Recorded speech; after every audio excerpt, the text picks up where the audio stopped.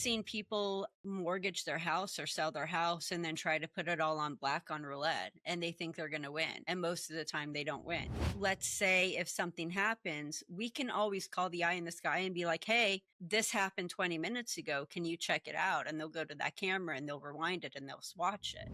Comps are there to keep people at the casino and playing. So if you play a certain amount of money and they comp you a free room for the night, they want you to stay at the casino and keep playing money. And then it doesn't feel safe when the actual player that was giving you a hard time follows you to the car.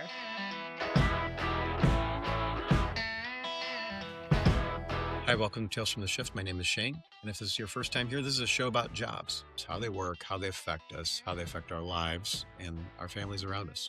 And on today's show is Heather Ferris. Welcome back to Tales from the Shift. How are you? Good. Thank you so much for having me back. This is fun. Just a little heads up, a little later, I'm going to ask you a secret about being a Vegas dealer that most people don't understand or know about. In the meantime, to start us out, why don't you tell us what separates a regular dealer who's just collecting a paycheck from who's really a great dealer? A regular dealer is just going through the motions. They don't interact with the players very much. They don't try to communicate or form a connection. A really great dealer is also an entertainer.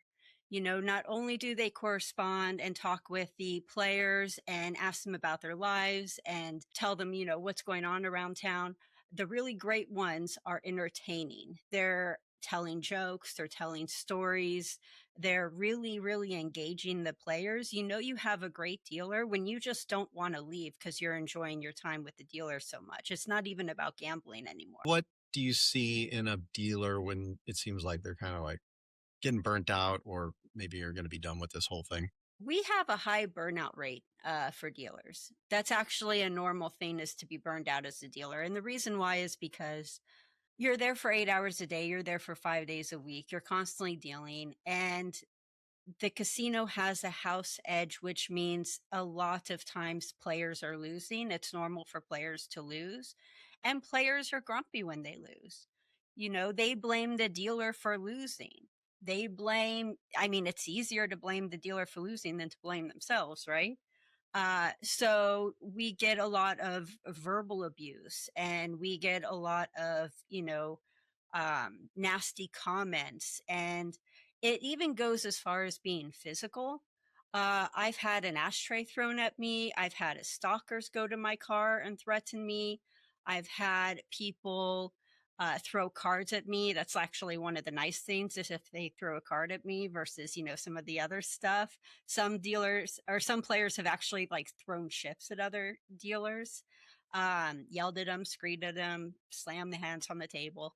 Uh, so that's not fun. Like, nobody's having fun in that situation. And the dealers don't like it at all. And it causes burnout, especially when it happens a lot. Yeah, you reminded me of the reason we have they take their masks off on the thumbnail from your previous video. I didn't come up with that. You literally said those words in there of how the people behave, which really shocked me. Yeah, they're allowed to be someone they're not normally in real life. In real life, everyone has a mask. Everyone has to be and act a certain way, whether that's for work, whether that's because their family is in town, or like they know their family and their family knows.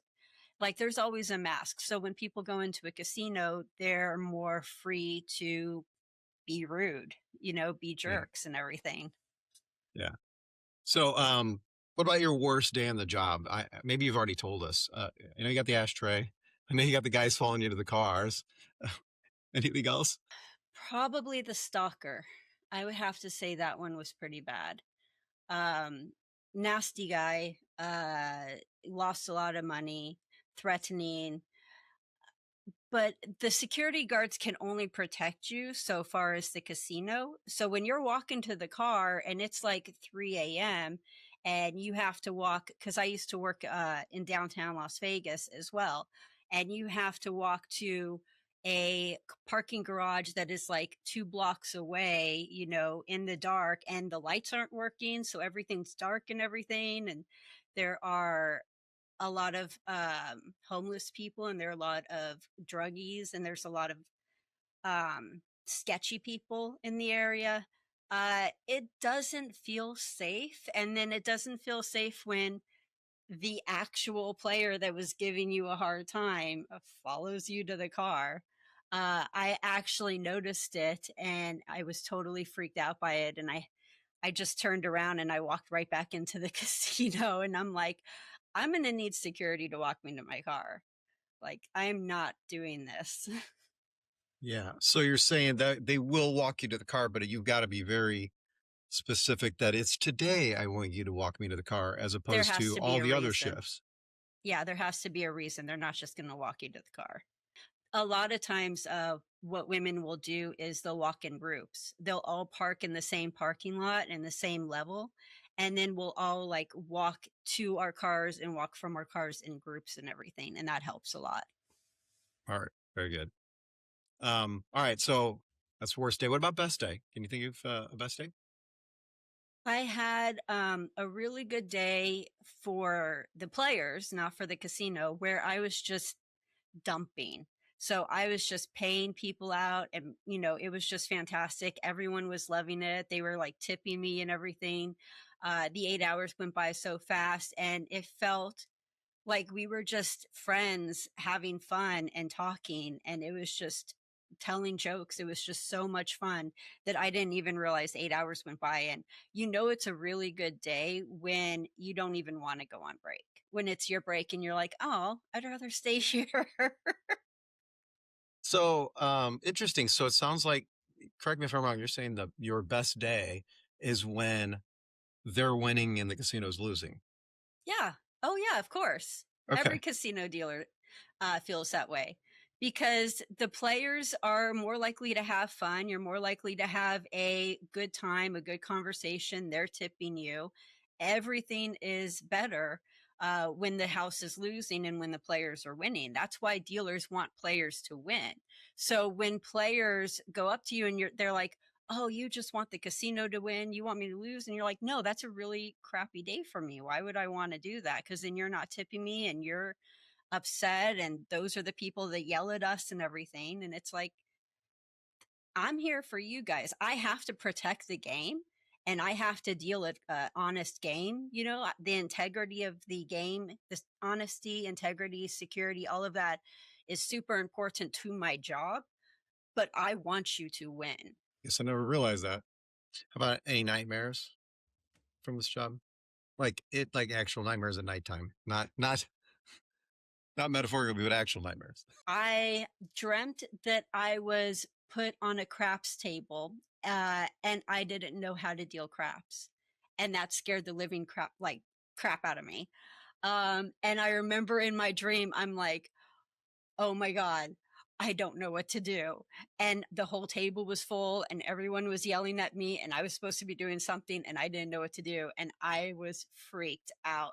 And I remember waking up, and I'm like, I know how to deal craps. It's okay. I know how to deal craps. How about outside of work? Has the job affected your life in any way outside of work, your relationships with other people? It does. Yes, it has affected my life in a lot of ways. I would not have my business. I would not have my YouTube channel if it wasn't that way. The last 20, what is it? 25 years of my life would be completely different. Um, Also, too, I used to work in swing shift. So that would be from 8 p.m. until 4 a.m. And then I would go to bed at like around 8 a.m. I can't, I can't fix that. Like I can't do anything about that. I still go to bed at 4 a.m. And my friends and the people around me are like, what's wrong with you? And I'm like, I used to be a casino dealer. It's just something I can't shake. This is my bedtime. And honestly, this is early for me because I'm going to bed at 4 a.m. versus 8 a.m. So, that's Wow. just, I can't help it. I'm just thankful that I don't clap anymore when I like pick up a Kleenex because I used to have to do that. I couldn't help it. I would be in a grocery store and I'd be like, hey, can you give me a Kleenex? Yeah, sure. And I clap out, show my hands, and then take a Kleenex. And they're looking at me like, are you okay? The hell's wrong with this chick? That's funny. So, well, anyway, shameless plug. So you brought up your YouTube channel. Tell us about it again. I don't remember if we even talked about it in the last video. My YouTube channel, Vegas Aces, teaches dealers how to deal table games. We also teach players how to play table games, and we are now releasing our course. It's a 10 video series on how to be a floor supervisor. So we're teaching floor supervisors how to be better at their job. A lot of what we do is not just the basics, but we also go into detail about game security, table protection, how to watch your game, what to look for. Like, hey, these are the cheating maneuvers people use, and this, as a dealer, is how you can see them and recognize them and thwart them. We also teach people how to invent casino table games. All right, I don't know if you can answer this one about the eye in the sky. So you told us before that with the casino cameras, they they don't really hear anything, but how much do they actually catch on the surveillance? What slips through that maybe people would assume doesn't slip through? The eye in the sky catches everything. The eye in the sky sees everything. They're recording every single inch of the casino 24/7. Now, that doesn't mean we have a person watching every single camera at all times. We only have a handful of people in the booth, and they can only watch so many cameras at a time. So let's say if something happens, we can always call the cameras, call the eye in the sky and be like, hey, this happened 20 minutes ago. Can you check it out? And they'll go to that camera and they'll rewind it and they'll watch it. But that doesn't mean that you actually have a physical person watching that camera. What's the point of a camera being recorded if nobody's watching it, right? Okay, let's talk about side bets. So I didn't even know about this till I did the research on this one. But so apparently there are side bets going on all the time, and casino employees say don't take them. But apparently you see players taking side bets. What's going on with all that? What do you wish people understood about side bets? What's the deal with them? Side bets, in the player's point of view, makes games more interesting and exciting. It's a different bet, opposite of the main bet. So it could be like, hey, get a straight flush or beat the dealer. Or if you get a pair of, lucky ladies, a pair of queens on your first two blackjack cards, you win money. And that all seems wonderful and exciting. And usually, you have like 50-1 odds or 100-1 odds, these really, really high odds that make it very enticing. But the problem that people don't realize is these side bets have extremely high edge, a house edge. And the house edge is how the casino makes their money. So if you have to give you an example, on roulette, the double wheel, you have a 5.26% house edge. If you're betting $100 per spin, um, the casino is going to make roughly $5.26 per $100 you spend per spin. Now, this might not seem like a lot, especially when you're talking about blackjack that only has a 0.5% house edge, but the hands per hour or the spins per hour matter. So again, on roulette, $5.26 per spin. If there's 60 spins per hour, you're expected to lose, I think it's like $315 per hour, and that adds up. So the house edge is how the casino makes their money. On a side bet, you have a 15% house edge. On a blackjack table, the side bets on the blackjack table, 10 to 15% house edge. But on a blackjack table, you're getting about 350 to 450 hands per hour. So if you add that up, that comes out to some serious cash, and people don't realize how much they're losing because of these side bets. This will be a two-part question. Can you explain what the comp system is and how it affects the way the casinos see the players that are coming in and gambling within the facility? A lot of people think the comp system is a way to reward you for your play. And it kind of is that, but also there's another element underneath it that I don't think a lot of people realize is there. Uh, Comps are there to keep people at the casino and playing. So if you play a certain amount of money and they comp you a free room for the night, they want you to stay at the casino and keep playing money. You know, that's the reason why they're giving you a free room for the night. If you haven't been in this casino for a while and you get something in the mail and you're like, hey, you get a free show, come check us out. The free show is to get you into the casino. So that way, once you're in the casino, you'll probably sit down and gamble for a while. So comps are a marketing tool that casinos use to bring people in so that way they spend more money. Comps are only given based on the amount of money you play and the hands per hour you play.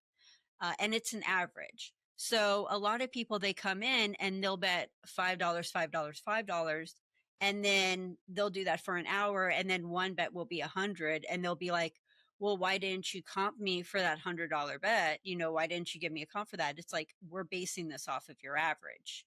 Your average was $5.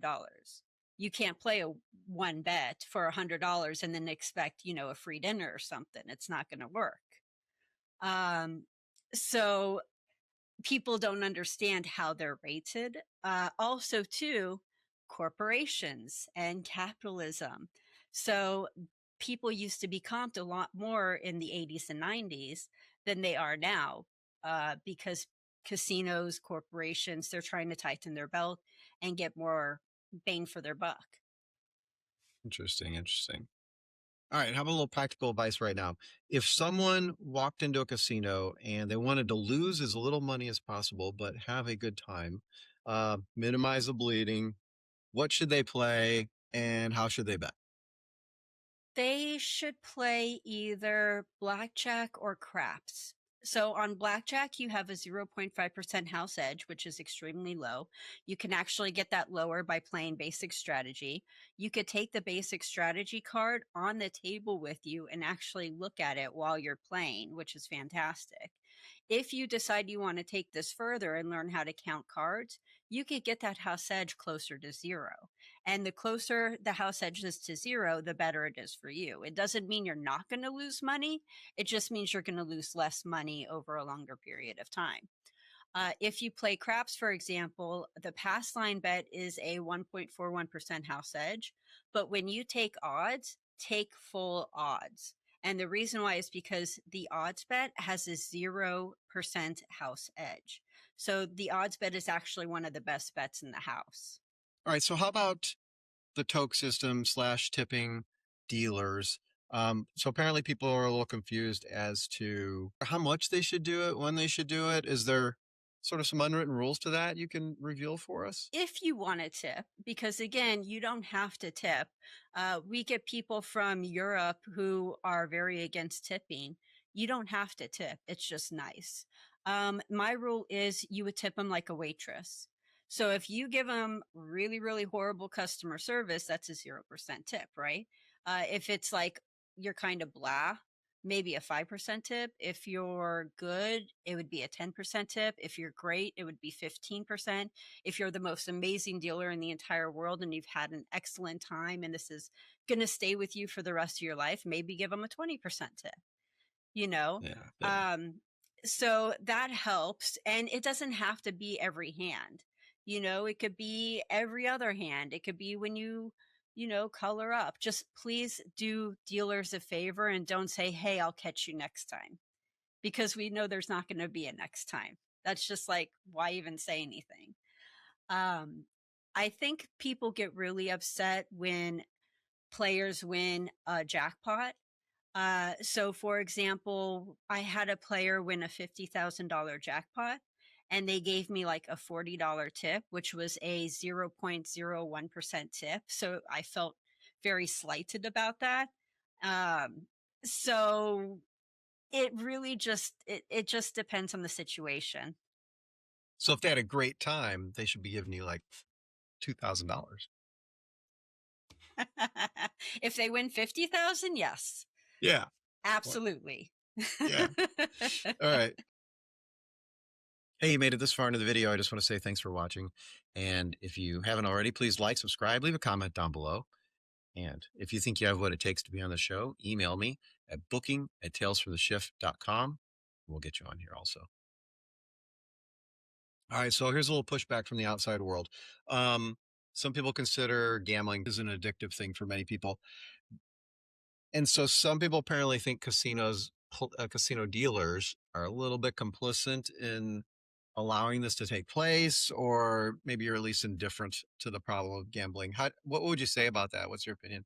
I say dealers are stigmatized more than bartenders or more than people who sell alcohol. But what people don't realize, what the general public doesn't realize, is that 10% of Americans over the age of 12 have an alcohol use disorder, but only 1.5% of adults who worldwide uh, meet the diagnostic criteria for like a gambling disorder. So it's not as big as people think it is. Um, Especially online casinos, because they have limits. They have things that you could put in place where, you can have a time limit and you're automatically like logged out after a certain amount of time. You have a monthly budget. So if you spend more than, let's say, $100 or something, then it cuts you off and you can't spend any more money that month. So there are uh what's the word I'm looking for? There are technological advances in place that help you limit yourself so you don't go overboard. Mm, okay. Yeah, I was just watching a documentary recently. It was YouTube probably, and they were talking about how um, the addiction portion of the gambling, I guess, is the not knowing portion, right? So like when the cards are being dealt, or that mode, not that it's less than when you win, right? Winning is less dopamine than waiting to win. You Yeah, the know, near losses or the near wins, I'm sorry, are actually just as stimulating or give you that dopamine hit as actually winning. And casinos know that. And that's why when you play on a slot machine, you're more likely to see those near misses where it's like a seven, and then you like gets a bar or something and you lose. They're doing that on purpose. So that way you still get the dopamine hit and you don't feel like you lost. You feel like you won, even though you actually did loss. Lotteries do the same thing when you're doing a scratch ticket. If you yes, scratch a ticket, it'll always have like winner, winner, loser. It does that on purpose, and it's to keep people playing. So that way they have the dopamine hit and they're like, oh, one more, I can make it on the next one. So they do use a lot of psychological tactics to keep people at the table, keep people playing. And it's not just the near misses. It's also when you go into a casino, there's no clocks in the casino. There's no windows to tell you what time it is. So you could see like if the sun's out or if it's, setting. The chairs are super comfortable. They do that for a reason because they don't want you to leave. There's a lot of things that casinos do to try to keep you in the casino to keep you playing.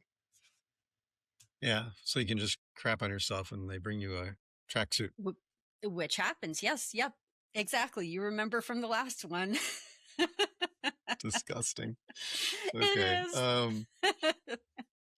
So apparently tourism has declined a little bit in Vegas. Has that affected dealers in any way as far as tokes or anything like that goes? Yes. Yeah. Dealers have seen their tokes go down. A lot. I'm not going to get into a rant, I swear. Casinos have decided that they want to focus more on the whales instead of everyday people. They would rather have a few whales playing in their casino than a casino full of players playing $5 minimum bets. And that's not good for dealers as far as tokes go.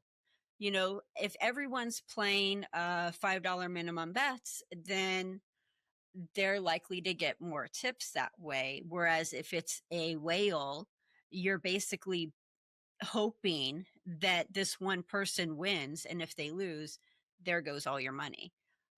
So it's more volatile. Also, too, because people aren't going to Las Vegas as much as they used to, they don't need all the dealers they used to. So people are getting fired. Why have a casino full of dealers when they only have half of the tables open? So there's a lot of dealers that have lost their job because of this, or it's really, really hard to get a job as a dealer. So yeah, that has definitely affected dealers. Yeah.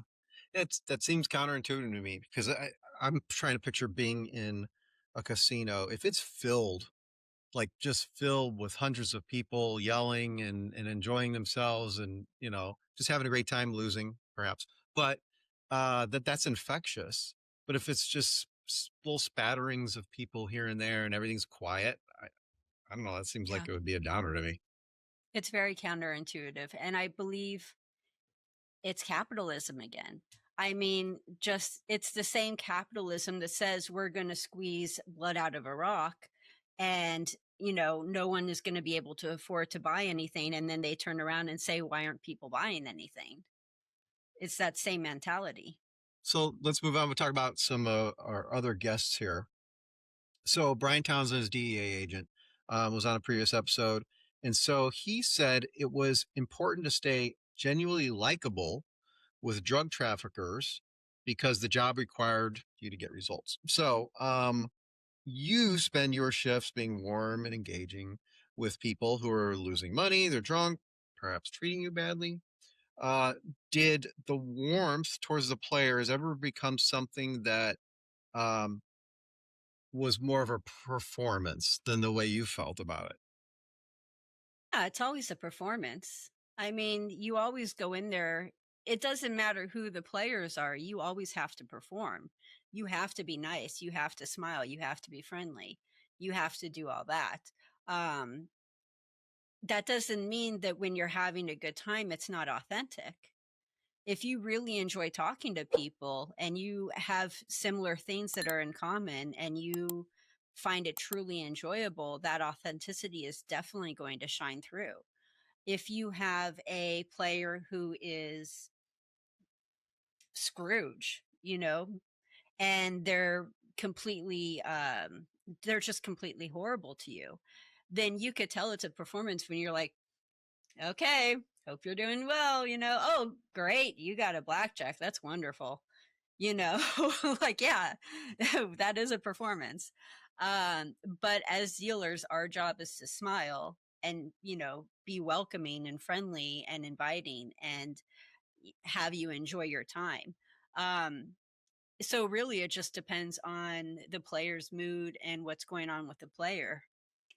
It seems like it would maybe be hard, that have to put on a happy face, and then at the same time, I don't know, you broke your arm or something last week. I don't know. You got bills, right? Everybody's got bills, and these are weighing on you, and you still have to go in and put that smile on.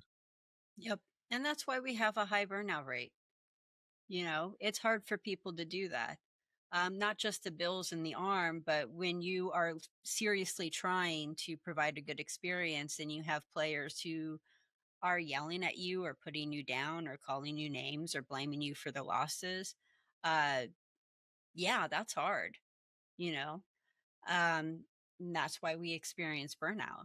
But it doesn't stop us from doing our job. It just means that we're definitely going to go to the break room during our break and bitch about it with other dealers.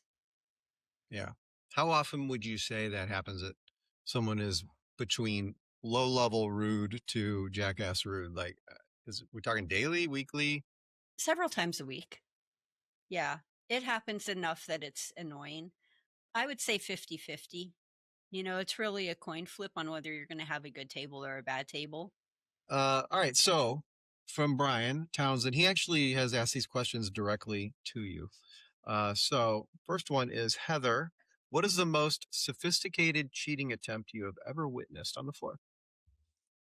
I could tell you a whole lot of unsophisticated ones. Go ahead. I'd like to hear that like too. when I was well, I can't say the name of the casino. um we had this couple of people who would actually run through the casino and then like literally grab money out of the trays and try to like run out of the casino before security could stop them. Like it was just that blatant. So that was interesting. I had one guy give me a counterfeit $100 bill, and it was obvious. I mean, it was so obvious. And so it was on roulette. I gave him the chips. I'm like, yeah, sure, of course. Here you go. Here's the chips. Floor. you know, and I gave my floor the $100, and I'm like, obviously, and he took it and he ran it by security, and they did all the things, and they got security ready. And when they were about ready to pounce on the guy could tell something was up, and he was sweating, and he's like, I'm just gonna leave. And he tried to take the roulette chips off the table and walk off the table, and I'm like, sir, those roulette chips are worthless, you have to color them up. Oh, okay. So he gives me the chips, and I am a snail when I'm coloring them. Like, I'm going so slow, and he just can't stand it. And then I finally give him the chips when my floor supervisor like gives me the approval, because he knows what I'm doing. And as soon as I give him the chips and he starts to walk off, security comes and picks him up and walks him out. The obvious ones, of course, when they're bad and they're obvious, they're easier to catch. I can't say that I am such a wonderful, great dealer and I have like the bravado to say that no one's ever cheated from me. They probably did. I just didn't know about it because they were good. Um, we did have one of the MIT guys on my table. That was interesting. He and I might have told this on the last. Yeah. Did I? Yeah. Okay, yeah. So that was one of them. So yeah, cheating does happen for sure. We sometimes we catch it, sometimes we don't. Uh, like I said, we're human. We make mistakes. I'm not going to go on and say how amazing I was because I caught every single one, because I probably didn't. But that's part of Yeah. learning, and that's part of the Yeah. process of, okay, I made a mistake. Now I have to learn from that mistake, and then next time I got to do better. But I would assume you've definitely probably gotten good at reading people. I could see some stuff, and I'm sure there's other stuff I can't see. I remember that old game from Sesame Street when we were kids. One of these things is not like the other. It's exactly that way in the casinos. You see that, like, you're in the casino 8 hours a day, 5 days a week. You know what to expect. You know what you see on a normal daily basis. This is why we have a procedure. We do the same thing over and over every single day. So if anything is different, it sticks out like a sore thumb and it's more noticeable. you know Same thing with that, same with players. We see things every single day. So when a player's acting weird, or if they're like fiddling with their glasses or something, like, who has buttons on their glasses? Oh, obviously that's Google glasses, and we need to take them off the table immediately. So it's just, you notice things. So in my world of air traffic control, we have near misses sometimes. What was a moment in your career when you were inches from a total disaster? Your total disaster means life and death. There's no life and death in the casino. Except when they follow you to the car. Yeah, that's true. That's a good point. You did notice that one guy and then went back, right? Maybe that was Yeah. it. Maybe that was your inches from disaster right there. That's a very good point. We might not have this conversation. You might not even be here anymore if you hadn't noticed that. That's a very good point. And it happens. And if you watch the Las Vegas local news, they have some interesting stories on there. And also too, shootings are so normal in America. We've had shootings in the casinos, where people just walk in and shoot people. Um, it never, thank God, happened at my casino, but I had a player on my table one time who was at a shooting in one of the strip casinos, and it actually shot her, and she like lost the use of her leg, and now she was like suing the casino and everything, and she was in a wheelchair and stuff. um that was pretty scary, but it wasn't to me. It didn't happen to me. Interesting. What's something that everyone in the casino industry knows is a lie or a failure, but the general public still thinks works perfectly?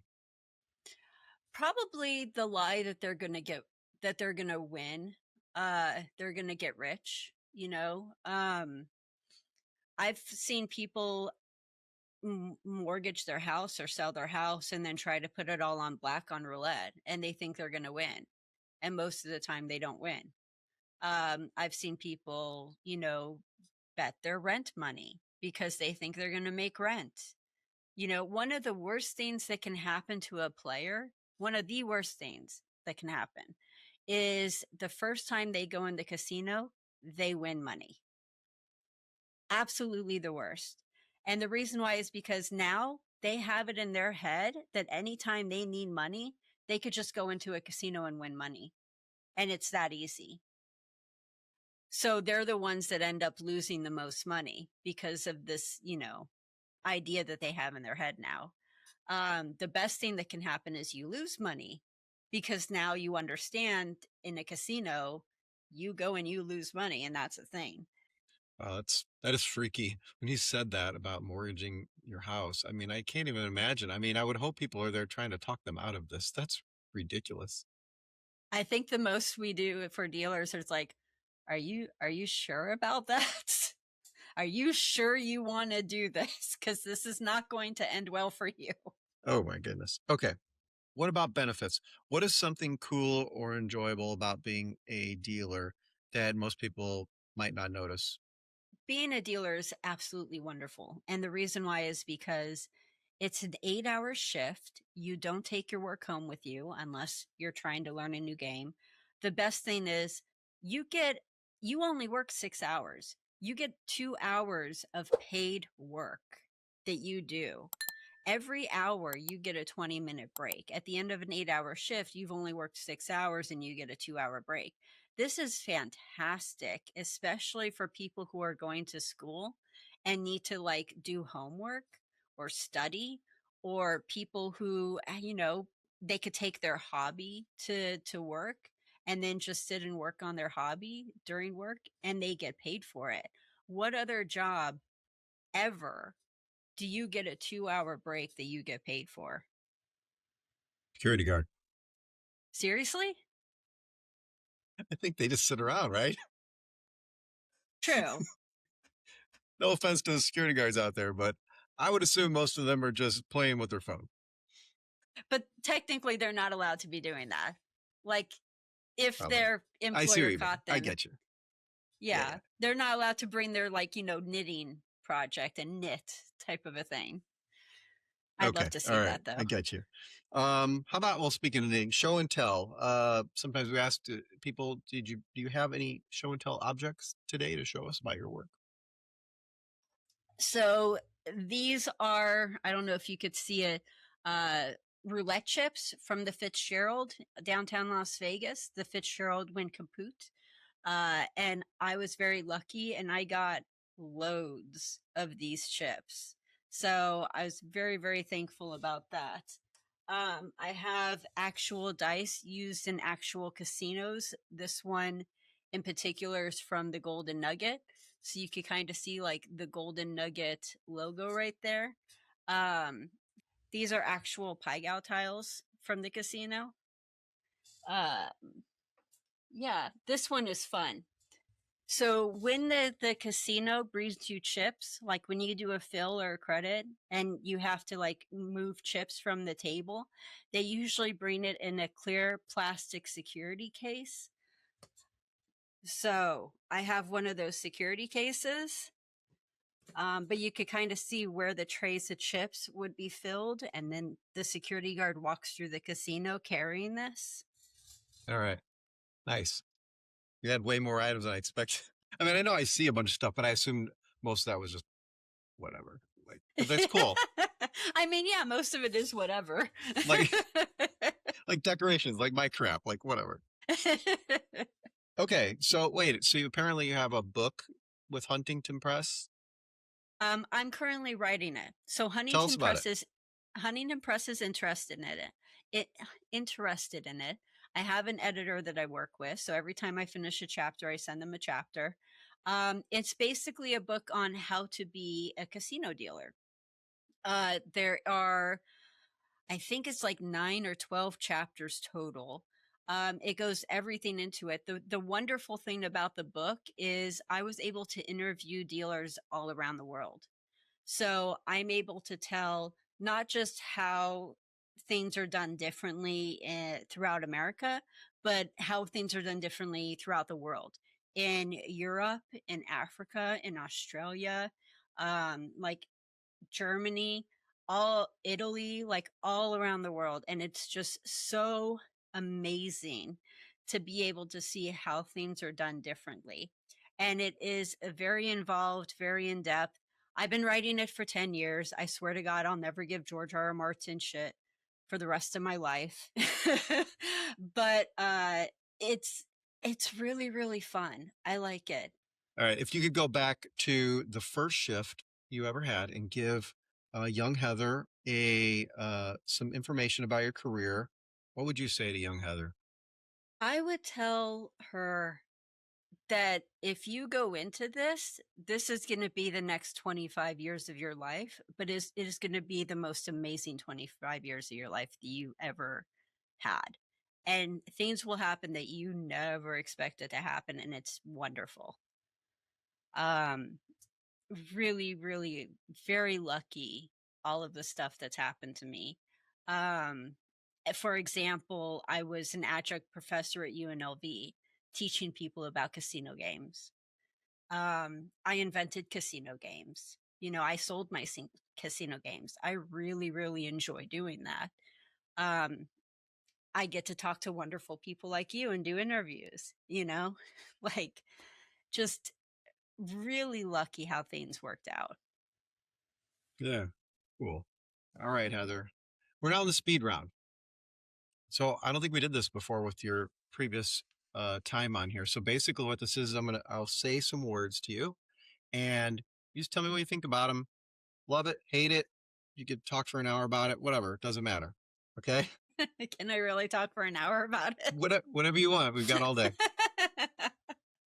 Shoe games versus pitch games. Pitch games because they're better for the player, they have a better house edge, and they're more fun. It's more fun to pitch. All right. Basic strategy cards. I guess you said people can bring them, and that's cool. Wonderful. Yeah, use them on the table, print them out. You could buy them in the casino. Always, always, always use them. All right. $5 minimum table. Wonderful.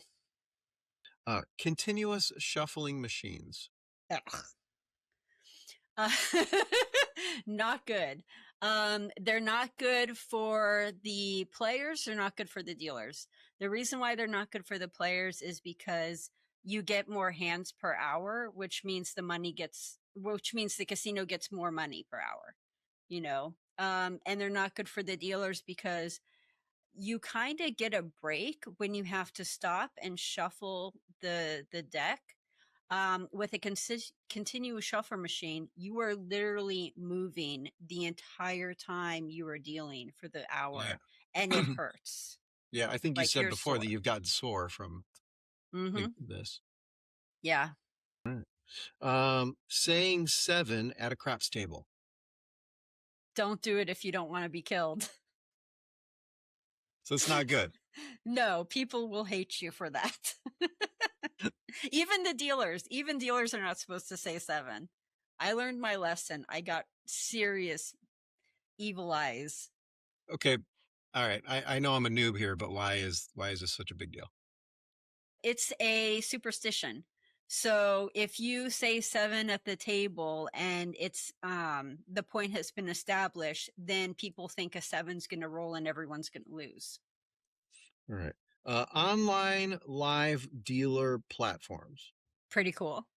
Um, I think that's really interesting that they're like being used and everything. I think that's a good thing. Uh, it allows dealers to be entertainers without having to worry about someone throwing an ashtray at you or stalking you or throwing chips at you. Um, it it really helps with that, and also too with the live dealer tables, you're not listening to the guy at the table being like grumbling and you know, why are you making me lose? And I'm blaming you and blah, blah, blah. Like, you don't have to listen to any of that. So it's like nicer. Like, they actually have to sit there and chat, write it out in the chat. And that's takes time and effort and energy. So they're less likely to do it. I'm just picturing them. They're all pissed and they're, wait a minute. I love how Where's the you're doing it with the emojis? two fingers. Two fingers. So can a dealer make just as much money doing that as if they're in the casino, or is it less? Or I don't know. That's a fantastic question. You know what? Okay, so we just hired someone who has experience in a live dealer casino, and this person writes articles for us. Because of this question, I am now going to ask him to write an article about how the tips work and how the money works and how dealers get paid and all of that, because now I am really interested in this. free drinks while gambling. Uh, uh nah. No. I'm not a fan of it. And it's just, I know people love it and I know people do all that. But people are really rude when they drink. Like, you get more rude people, and drunks are not fun to have to deal with. Just like any bartender will tell you, it's not enjoyable. Yeah, if I don't um, know how many, whenever you're around, this has nothing to do with being a dealer. You could be anywhere, and if you're the person who's not drunk and you're with drunk people, they're annoying as hell. yes, yes. Especially when they get on the table and strip naked and start dancing. Not fun. You've seen that happen? I have video of it. Can we get that on here? We'll a little I blur thing. I could send it to you and you could put it in as B-roll. Oh, it could be playing right now for all we know in the edit. The poker room versus table games. They're two different departments. So the poker department is a completely different, separate area than the table games department. I used to deal poker at the Sahara, and it taught me that it's actually two completely different jobs. Where table games, they want you to be friendly and they want you to talk to people and they want people to stay on the table as long as possible. Poker, you don't talk, you're not friendly, you just deal the cards. You know, people don't want to hear the dealer. Like, it is a completely different experience. Well, that's good to know then. So maybe if someone wants to be involved with being a dealer, but they're not vivacious and all that, then maybe that's where they Poker. can gravitate towards. Yes, definitely go to poker because you are not talking. Cool, cool. All right. All right. High rollers. Just a long, big sigh. Surrender in blackjack. That's good. Yeah, that's good for the players. Uh, it's not offered often, but it actually moves the house edge in favor of the player. So it's good to have surrender on the table. Dealing craps versus dealing blackjack. Oh, goodness. They're totally different games. Okay, so let me just put it. Okay, so blackjack is boring. Like, when you deal blackjack every single day, 8 hours a day for years, you get seriously bored with it. You don't even think about it anymore. It's just automatic. You're going through muscle memory, which is kind of nice because then all you're doing is talking to people all day. Like, that's pretty much your job, is just talking and communicating and enjoying yourself and, you know, having fun and that type of a thing. Craps is completely different. Whereas on blackjack, I could probably fall asleep and still do the job. You know, on craps, you can't do that. There's less talking. You're not like corresponding with players as much. You might do like a quick quip or something with a player. Especially the stick men, you know, he does a bunch of funny sayings as he's doing the dice and all that. But there's just so much going on at the table that you have to be constantly thinking. You have to be constantly doing math. You have to be constantly moving. And, if you're a craps dealer for 20 years, I'm sure you get to the point that you would on blackjack where you don't even think about it anymore. And now you're just like, okay, I'm doing the same thing over and over again. But to give you a idea of the difference of the games, blackjack you could learn in a couple weeks. Craps it takes a couple years. Like it's just so much more complicated. All right, last one. Dealers wishing players luck. Always. Like, always, always, every single time when you get on the table, when you get off the table, at the beginning of every hand, always wish players luck. Um, some people don't like it. Some players don't like it and they'll get upset with you about it. Uh, but as a dealer, you're always wishing players luck. The end of the speed round. Good job. Cool. All right, final question. I said I would come back to this. What is the secret about being a Las Vegas dealer that people would not understand or know about? It's really physically exhausting. You're standing for a long period of time. Because of that, your feet hurt. So you actually have to like walk the table, which means you're constantly moving with your legs. You have to constantly move with your arms doing stuff. The first week that people deal, it's painful. Like people go home and they sit in a self bath and they're just like, I don't think I can do this. Like Yeah. it takes a lot. All right. Well, that was the last question. Awesome. Heather Ferris, Vegas Aces. Thanks so much for coming back for your overtime shift. Thank you so much for having me. I always have fun when I do these with you.